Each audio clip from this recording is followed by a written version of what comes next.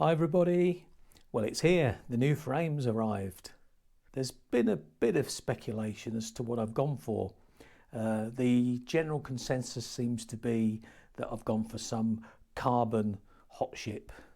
Well, that's not going to happen. I'm not really the hot ship type. Plus, I've had a carbon hot ship and I didn't really enjoy it. I do like the feel of aluminium. But I wanted something a wee bit lighter, so that left one option really, and that is titanium, and that's exactly what I've gone for. Before I show you the bike, we'll have a bit of fun here and see if you can guess which make I've gone for. If you look at this close-up shot of the frame, you see these three stripes. They're representing the invasion stripes that were affixed to aircraft during D-Day to identify them from their foes. This manufacturer has a range of bikes that all feature these stripes, and they're named after aircraft that were involved in D-Day. So there's the Spitfire, there's the Hurricane, and then there's this one. Now you may recognise it, I didn't, I must admit, but it's the Tempest, and that's the name of the frame I've gone for. The Tempest is a specific gravel design. It's designed for long distance touring as well, so it's the right relaxed geometry for me. And without further ado, let me reveal it. We'll go full repair shop here, and there is the beautiful frame.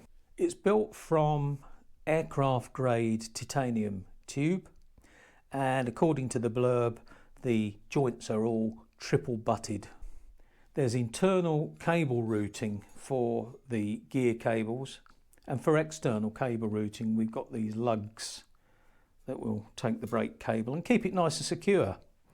We have 12mm through axles, and the bike also features fixing points for panniers, mudguards, etc. So it's all set up for touring. The bottom bracket is a BSA threaded system, and as you can see there's plenty of space for wide tyres.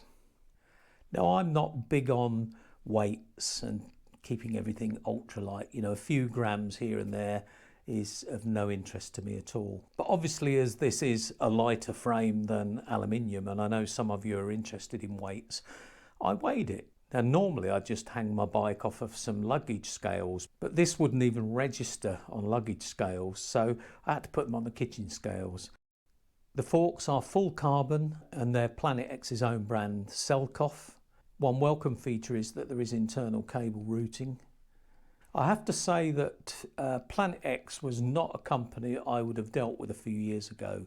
I wasn't impressed with the reviews I saw online.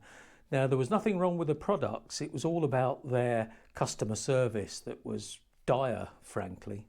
But things changed in that the CEO wanted to make this an employee-owned company. So I think it was in 2020 that the company became fully employee-owned, and that, without doubt, has made a huge difference. My inquiry was handled by a lady by the name of Abby.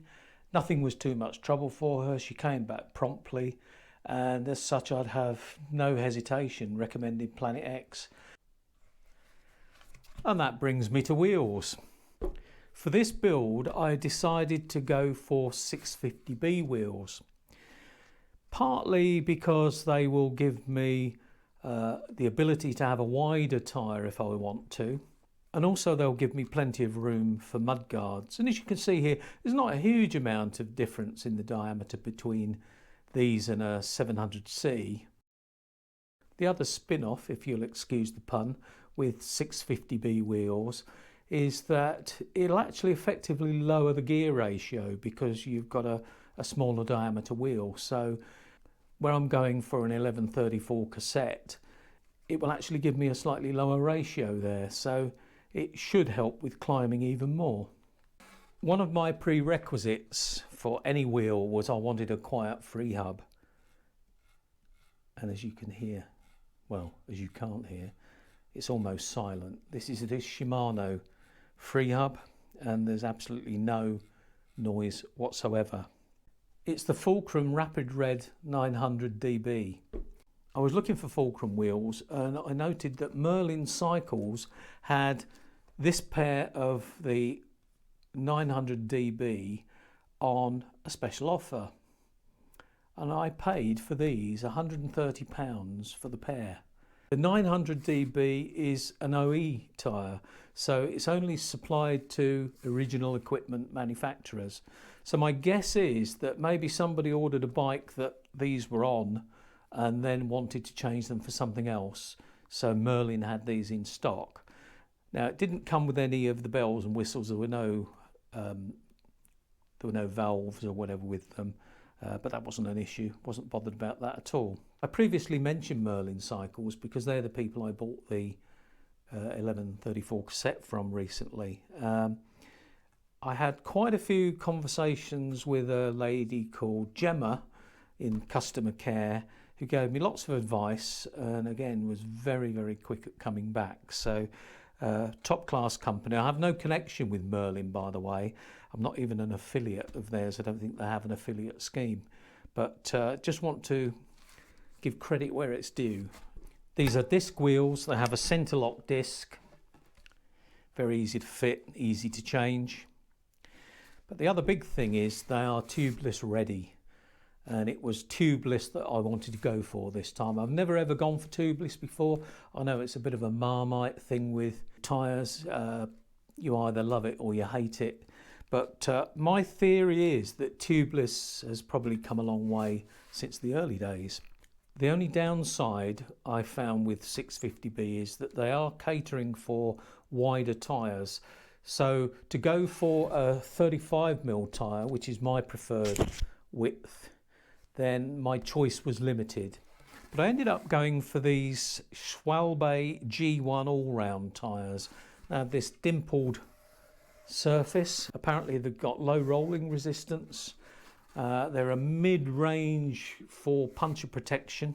I have to say that I did approach fitting the tyres with trepidation. But the first thing I was very pleased to see is that they just went on with fingers.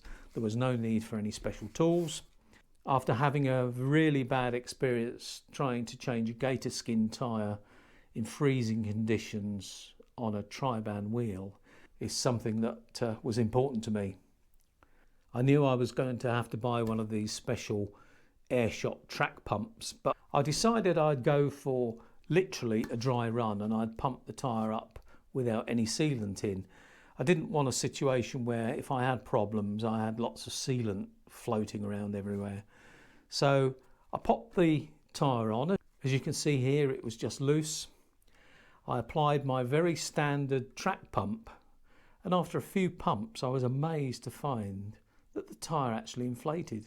And it stayed inflated probably for about 2 days, I think, which was absolutely amazing. So I just let the air out, popped part of the tyre off and poured in the right amount of stand sealant, back on with the tyre, pumped it up, and they've stayed pumped up ever since. The big bonus here as well is that these wheels are designed to handle both tubed and tubeless tyres. So if I did find that tubeless was a problem to me, or obviously if I have a puncture that it won't seal, these wheels will happily run with tubes as well. The other purchase I made before the frame arrived were the handlebars. Now I've gone for a gravel type bar, but I've only gone for a 12-degree outsweep on the drops. These are the Pro Discover bars. What I like is they've got this slight indentation underneath that allows for the cables to be semi-concealed. It should make a nice neat job once they're wrapped. And also, you probably can't see terribly well, but the top here is fairly flat. So it means that for resting on the bars on a long ride, it's going to give a much more comfortable feel to it, I hope. So the next thing I have to do is decide on a group set. Now, I have looked at the one-by system. I've looked at some of the Chinese systems out there, which do come with pretty good reports. But what I'd really like to do is keep this bike to Shimano 105. I do a lot of road riding, and I would say probably on a ride, typically I'm doing 70% road, 30% on off-road. It can vary. But because I do want to keep road performance there, I think I do need the 2x system. So I am pretty much sold on the 105. So at the moment I'm looking around for the best deals, and I'll let you know how that goes in the next video. So until then, thanks for joining me, and if you want to follow me building this bike, then please like and subscribe and hit that bell button. But until then, I'll say goodbye.